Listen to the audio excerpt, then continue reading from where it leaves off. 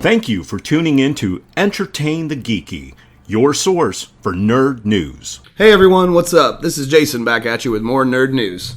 So we're doing something different. I would like to introduce everyone out there to a man who is sitting across from me making me giggle because he's goofy, my friend Nate Brightman. Hi, I'm Nate Brightman.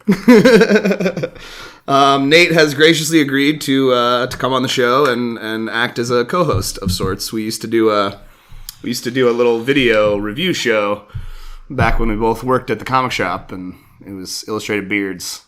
It was good. It was fun. It was fun times.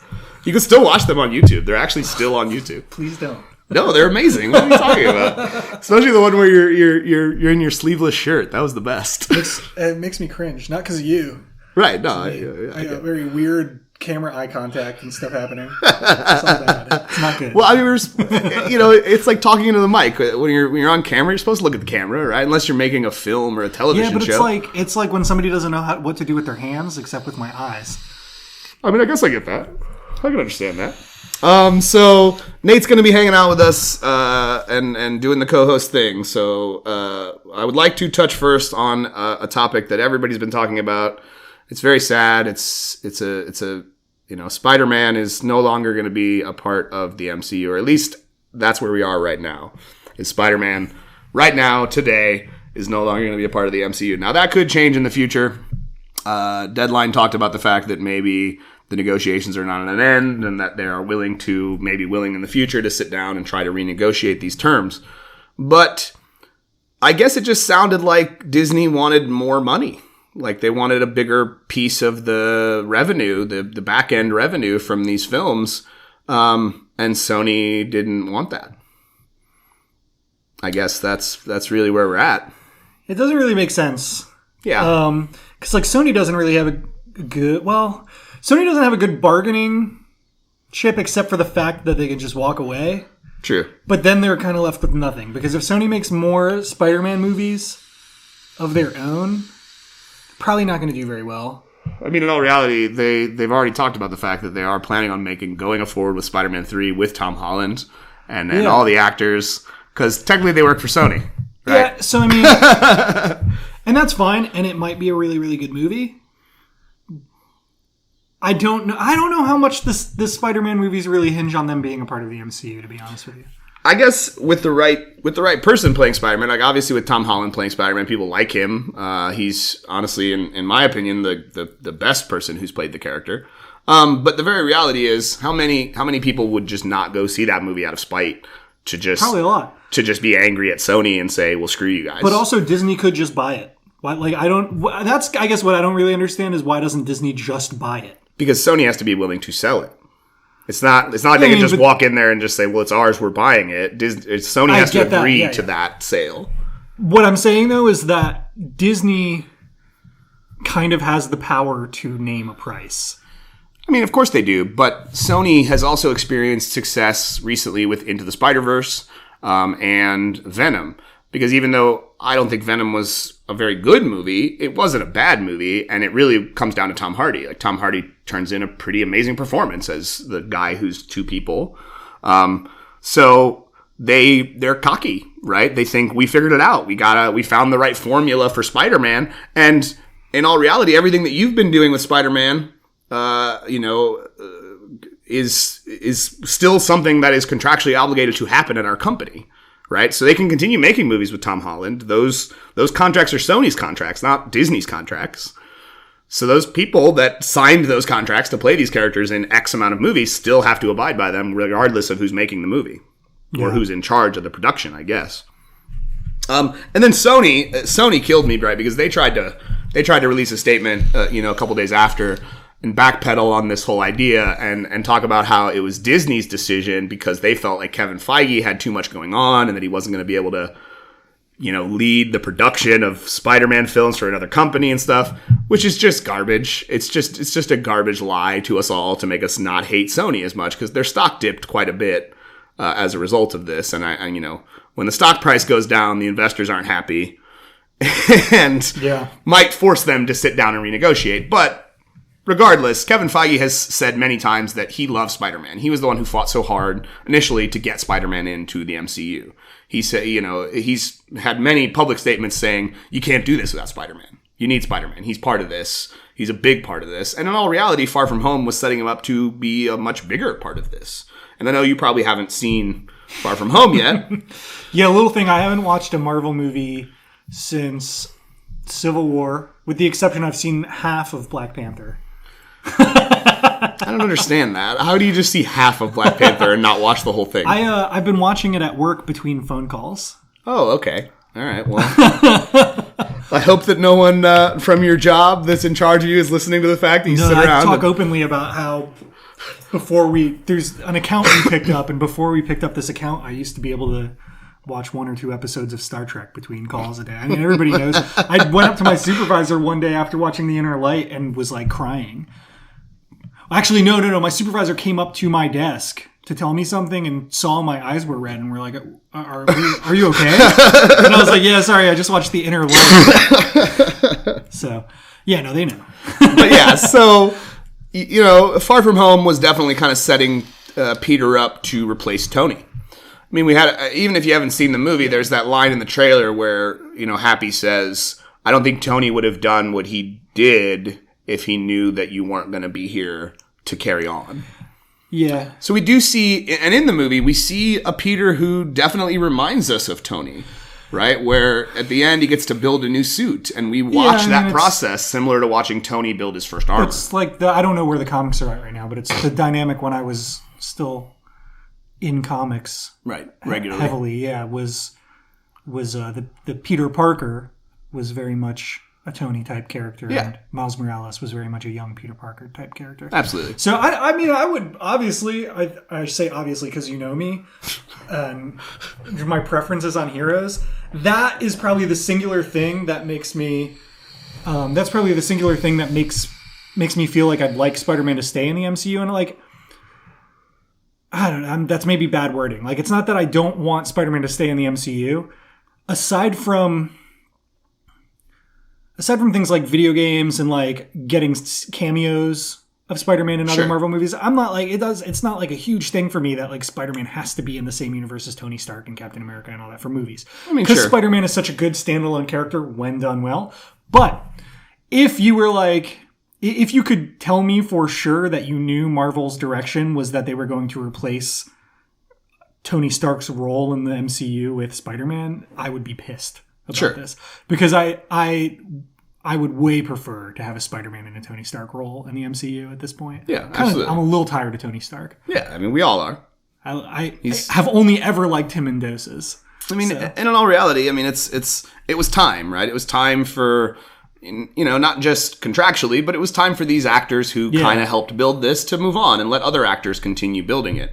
And I got to be honest, I agree with you. Like, if you're going to put someone in that role, Spider-Man fits it. And if Sony tries to make movies that are going to continue this, well, there are so many plot threads that they're just going to have to drop and ignore entirely. The big one being Tony Stark's influence on Peter, right? Mm-hmm. And everything that happened with Thanos has to now be ignored like it didn't happen. Yeah. And a lot of the impetus of what Far From Home's narrative was how the world dealt with the aftermath of everybody just reappearing, right? Because they all got snapped out of existence and then they all got snapped back into existence, right? So a lot of what that narrative was how this world that Spider-Man lives in with Aunt May and his school and his friends dealt with that reality. That I gotta say, because I know I generally don't care about spoilers on those things. Do not spoil Far From Home for me. Okay. That's all I'm saying. Like, you can tell, like, everything you just said is fine. Right. Yeah. I do have one question. Yeah. Was Jake Gyllenhaal a good Mysterio? I think so. Okay. The version of Mysterio that he plays is not the comic version of Mysterio. It's clearly not special effects. Yeah, it's not. So his name is Quentin Beck, but it's not the Quentin Beck that we know from the comic world. Which is cool with me, again, because... But the Vulture wasn't the Vulture we know from the comic world either, and that was great. Yeah, right? This is a different Earth. Yeah. So, but, honestly, I hope that in the future, Sony and Disney can sit back down and find a common ground to continue, with this character, because what they're setting up is something that's really cool, and going forward, I was very excited to see how Spider-Man dealt with his new role. So I hope they get to a place where they can be happy. And I don't want to make it sound like I'm totally indifferent, because of all the Marvel movies I have to catch up on right now, the Spider-Man ones are probably the ones I'm most excited to watch. They're very good. And I really like. Right. I like who they have cast. Yeah. Yeah. I like his tech. I like that he got his initial tech upgrade from Tony. I think that's pretty cool. I honestly liked his little homemade. I thought that was great Ben too. Reilly Scarlet Spider looking suit that he had. I thought that was super good. Super good. Because we were looking at that, side by side with a picture of Ben Reilly, and it's almost the exact same costume. They just reversed the color scheme. Mm-hmm. Like where it's mostly on Ben Reilly's costume, it's mostly blue. On Tom Holland's costume, it's mostly red. But other than that, it's still like a hoodie that he's wearing, and a mask. I thought it was a very good costume. Yeah, it's fun. Yep. But switching gears a little bit, we'll stay with the the film idea, but I want to talk briefly about what the CW is about to do with their television, with their Arrowverse shows, because Arrow is actually about to have its final season. This crisis, they get them together every year. They do a crossover with all their shows. So with Arrow, Flash, Legends of Tomorrow, and Supergirl, which has become a part of it now. She just lives on a different Earth. Which I love. I love the idea of the multiverse, right? So when you want to say, "Oh, Supergirl can be a part of this," why? Because this is a story where we're breaking down the barriers between the worlds, right? Between the different realities where Earth exists. But outside of all that, right? We're going to get the Monitor. We're going to get the Anti-Monitor. It's supposed to try to recreate the old Crisis on Infinite Earths story in a TV, in a TV show, in a big TV crossover. The question that begs, right, is Flash going to die? He died in the Crisis on Infinite. I mean, he didn't die. He became one with the Speed Force, right? So he came back later. But the very reality is, at the time, we thought Flash gave his life to stop this from happening, because the Anti-Monitor was, in the comic world, was trying to destroy the positive matter universe and make it an antimatter world, or an antimatter universe as well. So outside of all of that and trying to adapt such a heavy comic property, we have heard some really interesting announcements. The big one is that for the first time ever, Kevin Conroy is going to come out from behind a microphone and actually get to play Bruce Wayne on a television show. Which, I gotta be honest, just as someone who thinks Mask of the Phantasm is the greatest Batman movie ever made, I'm very excited. Even if he's not going to be Batman, because they're saying he's just going to be old Bruce Wayne, which is fine. I'm fine with that. I'm fine with him playing retired Bruce Wayne, right? I'm cool with that. He looks like an old Bruce Wayne. Exactly. Kind of. I mean, like an old Bruce Wayne who hasn't been training. Right. So that's been confirmed. There is rumor that Mark Hamill is also going to live action capture the Joker. That's just a rumor at this point. We haven't actually heard if that's true. That would be amazing. It's wishful thinking for sure. I would love to see that because Mark Hamill, anybody could really, you just put him in the Joker makeup and have that voice. I'm cool. He's Joker. And I've seen, that I'm not a huge DC guy. And when it comes to DC, like if there's anything that I kind of like do approach liking or I'm interested in, it's Batman. I still don't know a ton about Batman outside of, the things everybody knows. Right. I've read a handful of arcs and stuff like that. But I've seen him voice act the Joker, and he is really physical with his voice acting. Yeah. When you see him in the booth, he's moving around, he's getting into it. I can't see him saying no to that if they asked him. Right. You know what I mean? So I think that would be pretty. Well, it's not like he's not already been a part of what they've done. Like he reprised his role as the Trickster in Flash when they started the whole new Flash series, because he played the Trickster on the original Flash from the 80s or 90s. I don't remember. Doesn't matter. From back in the day. But he reprised his role in one of the television shows already. So it would be awesome if they could get him to put on the makeup and play the Joker. It would be incredible. Because again, I don't really care that the man is short and he's not exactly in the same shape as the Joker. Because when you put him in the makeup and you hear that voice, it's all going to just melt away. It's also old Joker. Right. Everything's just going to melt away. It would be amazing. And you're going to have Mark Hamill delivering what is the best Joker voice. I love Mark Hamill so much. Yeah, the best portrayal of the Joker, in my opinion. I love that man. Yeah, he's amazing. But so this is a big deal for them, right? Not only because it's their big crisis crossover that they've been doing every year, but it's the end of Arrow. Arrow is about to have its 8th and final season. The other shows are going to carry on: Flash, Legends of Tomorrow, Supergirl. We're introducing Batwoman, and we're giving her own TV show, which is great because they introduced her in Legends, or it was either Legends or Arrow. But the woman they got playing her is fantastic. The costume looks great. Like, I cannot wait to see that show be added to the CW thing, because that opens the door for Batman. And I've always been thinking to myself for the longest time, like, why can't Batman be a part of this? Why can't at least the Bat family be a part of this? Yeah. Because Arrow was just Batman, right? Like, don't get me wrong. I'm not a big fan of Arrow. I like Flash more. But Arrow was just Batman. Ollie's not a brooding, dark character. If you know Ollie from the comics, he's a happy-go-lucky type of normal guy. Is Speedy an Arrow? No Speedy. That's probably for the best. There is sidekicks, right? Like Roy has been a part of the show. Roy Harper, Arsenal, I think is the name they're using for him. It's the same character, though. Yeah, but they never made him Speedy, right? He was always, I think they called him Red Arrow, maybe does he have in both the show. arms? Yes, and I don't watch Arrow, so I'm not. Yeah, as I've familiar. never watched it at all. I watch Flash and I watch Legends of Tomorrow. I don't think I've ever read any Green Arrow. Right. I mean, like, it's just that this is not my thing. Green Arrow, actually, the comics might appeal to me if I gave him a chance, but I don't know. Right, but it's not Speedy. They've introduced him. I think they call him Red Arrow or Arsenal, maybe. I'm not really sure, but there is a shorter kid in a red, hood and mask, and he shoots arrows also. So yes, it's Speedy, but they've never put him in that goofy costume. I just can't think of, anytime I think about Green Arrow, I think about Speedy, and then I think about the infamous Silver Age issue. Do you know what I'm talking about? Speedy was addicted to heroin? Yeah, I'm pretty sure that my buddy's dad has that Yeah, issue. I mean, the Green Lantern is literally like, oh my god, your sidekick is a junkie. That's the cover. Oh my god, Arrow, your sidekick is a junkie. Very sad. Mm-hmm. Very sad. But so that's a big thing for them. They are very excited. We keep hearing different announcements about actors they brought in. Tom Welling is going to be a part of it. Dean Cain is going to be a part of it. So like Brandon Routh, who in the Arrowverse plays Ray Palmer, the Atom, the guy who gets really tiny. But he's apparently also going to be a Superman on another Earth. So even he's getting to put on the Superman costume again and be Superman again. Cool. So it's an interesting little thing that they're doing. And I'll be interested to see kind of how it all plays out because, like I said, I don't watch Arrow, but whenever they do a crossover, I obviously watch the crossover part of the episodes. And I've not watched all of Supergirl. I've watched some of Supergirl. I actually do like what I've watched, but I need to catch up on what Supergirl is because I really like the woman who plays Kara. And the guy who plays Superman in the Supergirl world is obviously going to be a part of this too. Tyler Hoechlin, I think is his name. And honestly, I think this guy should be Superman on the big screen because he's fantastic. He just gets who the character should be. More than I've ever seen any actor, aside from maybe Christopher Reeve.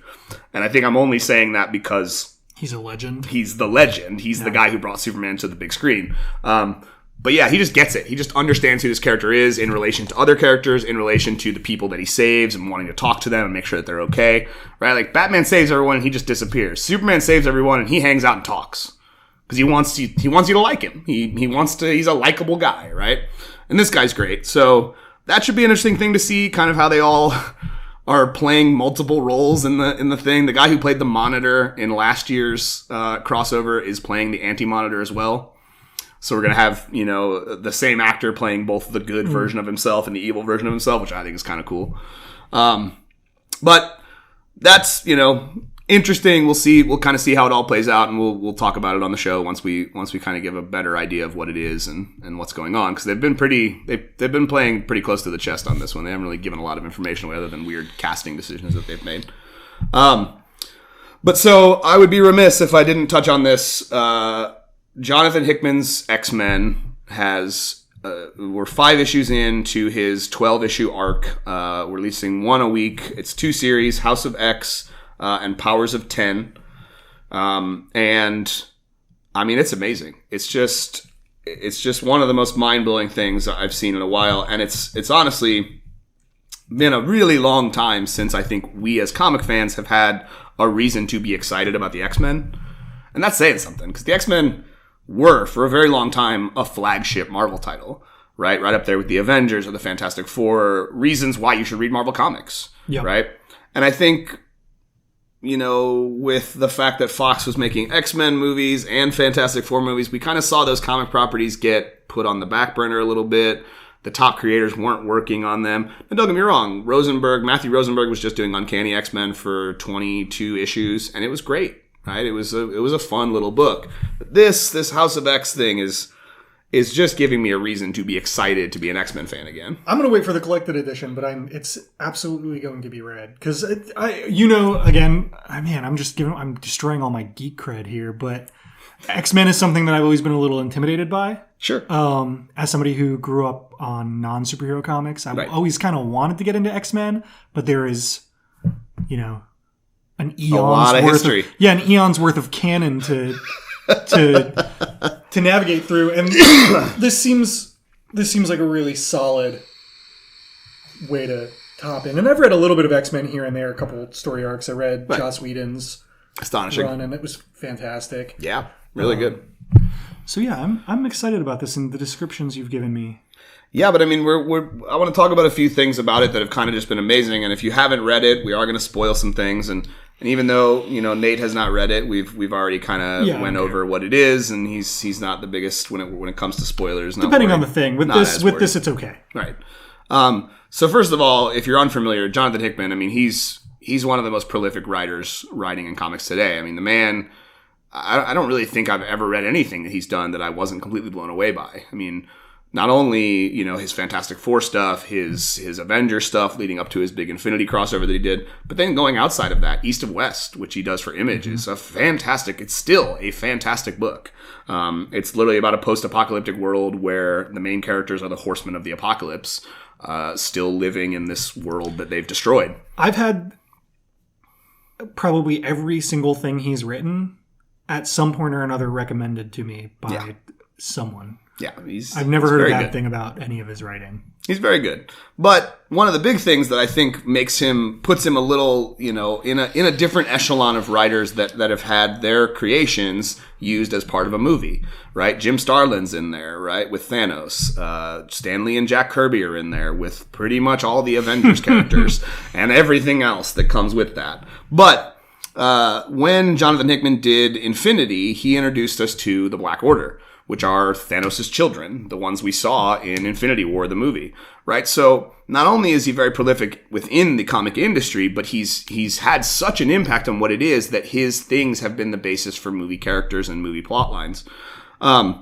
So I think part of giving him the X-Men is maybe a way for Marvel to see if they can catch on something that would be different when they want to finally adapt the X-Men into the movie universe. Not to mention, it would give them a great excuse to tell us as fans why we've never seen these people before, right? Because he's created this mutant nation of Krakoa, this island that is a sentient island. It's a mutant, and they are all living on it. And Xavier is the most powerful telepath on the planet. So if a mutant's powers were to manifest, it would be very easy for him and the X-Men to kind of come in, whisk that person away, and erase the memories of everybody who knew about it.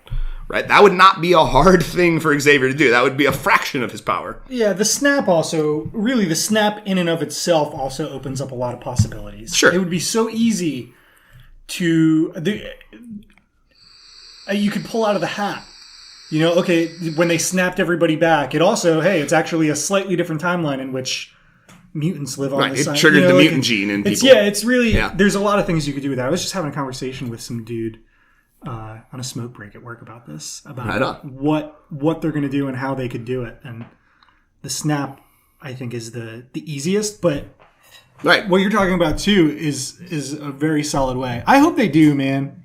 Right. Well, you also want to find a way to, again, do stories within the movie world that we've not seen done before, because they've done the Xavier Magneto thing to death in the movies. And don't get me wrong, for some of those movies, that was great. Yep. Right? I mean, when we saw Patrick Stewart and Ian McKellen sharing screen time in the first one, kind of debating these issues with one another, it was brilliant. Brilliant movie making at its core, with two fantastic actors. Even when they replaced them with James McAvoy and Michael Fassbender, great. We still got those great moments between them. But that's been done so much If Marvel's going to distinguish itself and do something new, they have to do something new, right? Like they just have to. They have to find something in their canon that is different from what we've seen over and over again.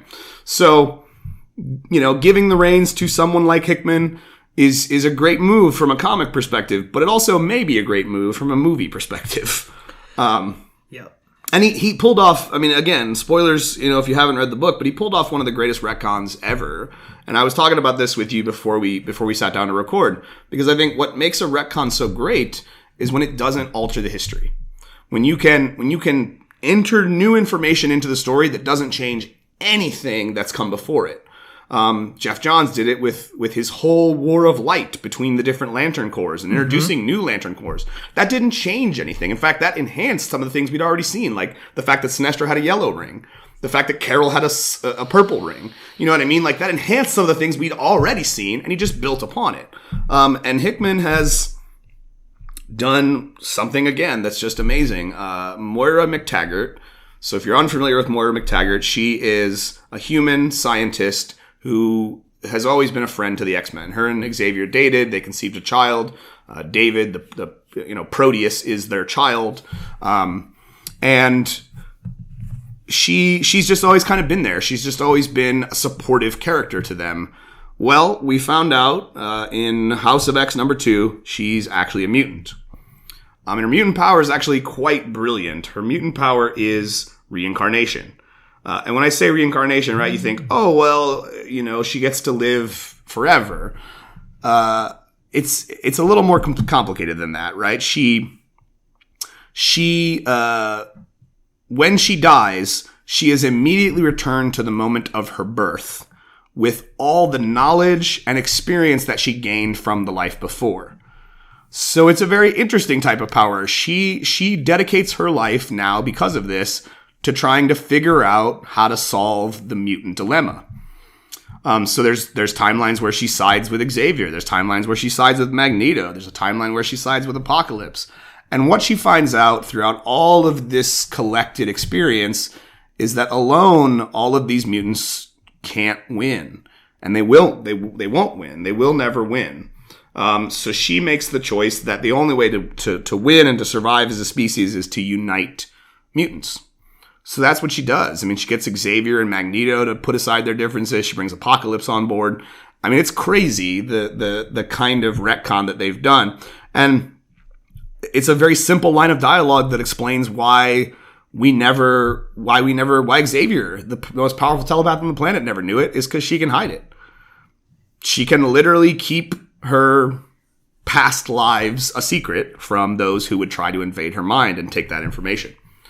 So, again, it changes everything about the story while literally changing nothing. It's brilliant. It's a brilliant thing, and she's using all of this collected experience to... That's what House of X is. She's the main proponent behind Krakoa and uniting the mutants and telling the governments of the world, we're not going to take your crap anymore. We're if you think we're just going to lay down and die, that's not what we're going to do. And making her a mutant puts her at the very center and the heart of all of this, and I never would have thought Moira McTaggart would be so important. Like, that kind of blew my mind in and of itself, that Moira is important to this kind of story. But what's going on around it is also amazing, and each issue is a surprise. It sounds really, really good. Like, that's all I can really say about it because I haven't read it. Yeah, but it sounds phenomenal. Yeah, and are both series? Is it the same internal artist on both series? No, and that's actually something that I find very interesting, right? Because while the art styles are very similar, they have big distinctions, but the colorist is the same. Oh, interesting. Which was a brilliant idea to connect them right through the colors, not necessarily through the art. I've never seen a company do that before. That was a brilliant idea, I think, on their part. Yeah, colorists are important, and I don't think I never realized how important that is until I read the series that I never stopped talking about, the Matt Fraction run of Hawkeye. Right. I picked that up because of the pencils, and then I'm flipping through it, and the coloring is so incredible. And I'm thinking like, I want to read other things that this artist has done, and I look back at Immortal Iron Fist, and David Aja, and it's completely different coloring, and the art is so different. Yeah. Just because of that. Just because of the coloring, yeah. Yeah, it's a thing that I don't think people put enough thought into how important that stuff is and how much, like you have two totally different artists, and if you got the same colorist, it can definitely tie things together. Connected awesome. very nicely. Yeah, it's when you really see the color scheme on Xavier versus Pepe Larraz's art versus RB Silva's art, it still has that connection, right? You don't think, well, who's that? Oh no, that's Xavier, right? He doesn't look just like he does, but the color makes your brain, kind of tricks your brain into thinking he does. And the art is beautiful. Pepe Larraz and RB Silva. I mean, you can just look at the covers, right? That's Larraz, and that's Silva. I mean, they're these guys are at the top of their game. They're very, very good at this. Your last names are Pepe and Silva? No, Pepe Larraz. Okay, sorry. And RB Silva. Then Pepe Sylvia. You just went down a Sunny and Philly road there. All right. But no, the artists are great. They're very and their styles are similar enough that there's even kind of connective tissue through the different styles, right? But the color definitely helps out quite a bit. But yeah, I mean, it's just been an amazing ride, and we're not even halfway done. I mean, this week's next week's issue that comes out will be the 6th issue of a 12-issue arc that's going on between 2 separate books. And every issue just kind of continues to blow my mind. You've been very frantically searching for something. What were you searching for? I was about to text you that I'm going to pee my pants. Oh, okay. Well, we got one more topic to touch on. You're gonna walk away right now. I have to pee right now. You're gonna walk away right now, right in the middle of, we can't pause? of what we're doing. No, we can't. Man, can you edit this out? Yeah, that's let's go then. Let's continue.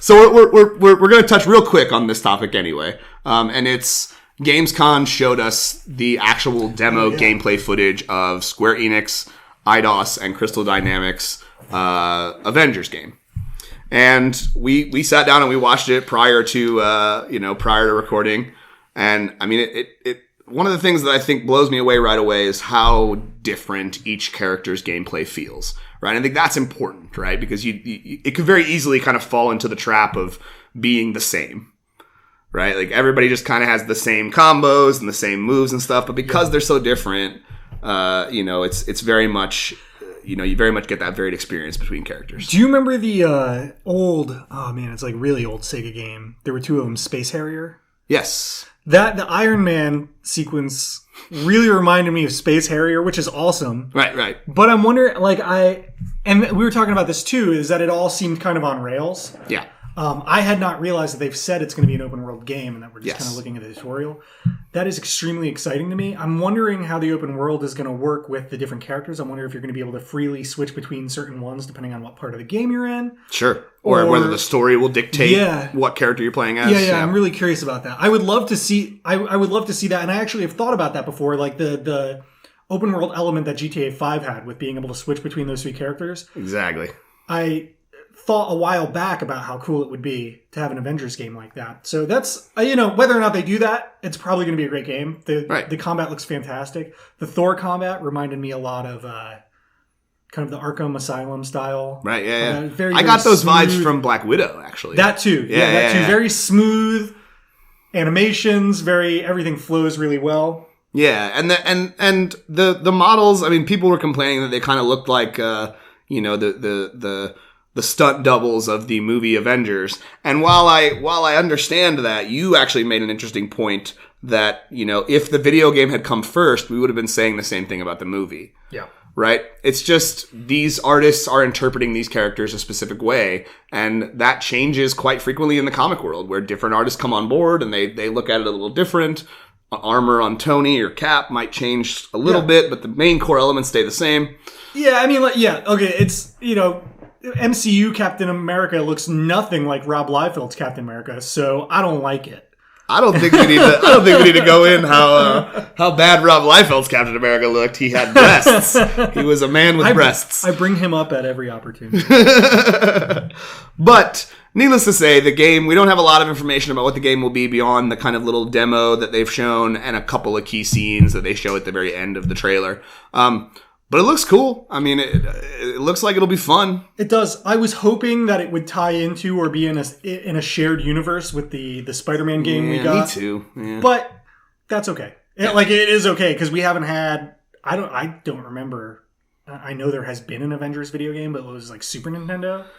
Yeah, but I feel like it was just like a Double Dragon style, which is don't get me wrong, final fight, beat 'em up type game. your boy loves those kind of. Well, I understand, but what that means is even though you have varied characters, Yeah, they're all it's not- fighting in the same way. Exactly. So, Right.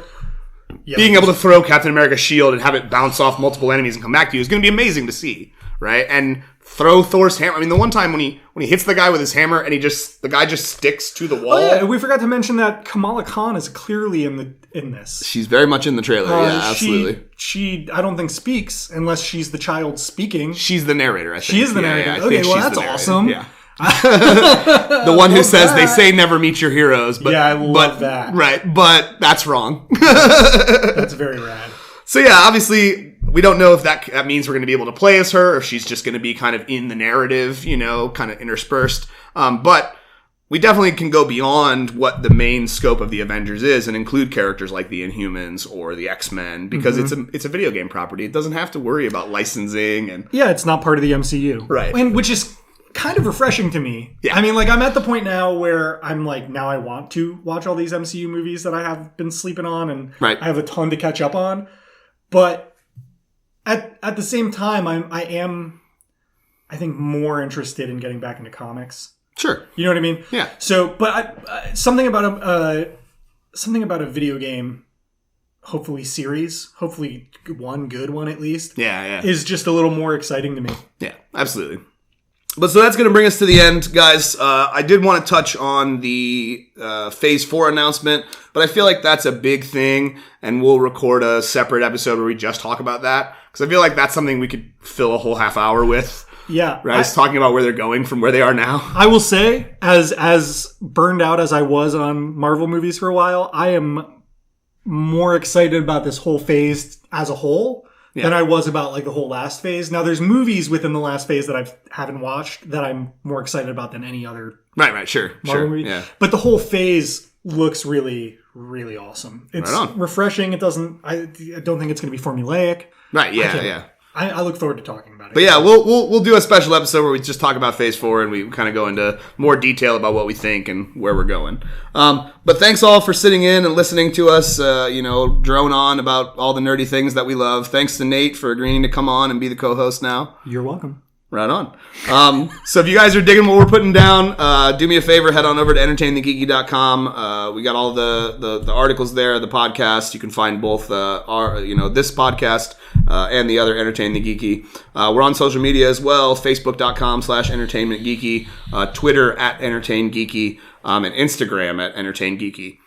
So find us there, leave us a comment, let us know what you think, let us know what you'd like to hear about, because I always love to talk about things people want to hear. I tend to always just talk about things I want to talk about, but if there's something you'd like to hear, please let us know, and we're going to see you guys next time. Until then, stay geeky.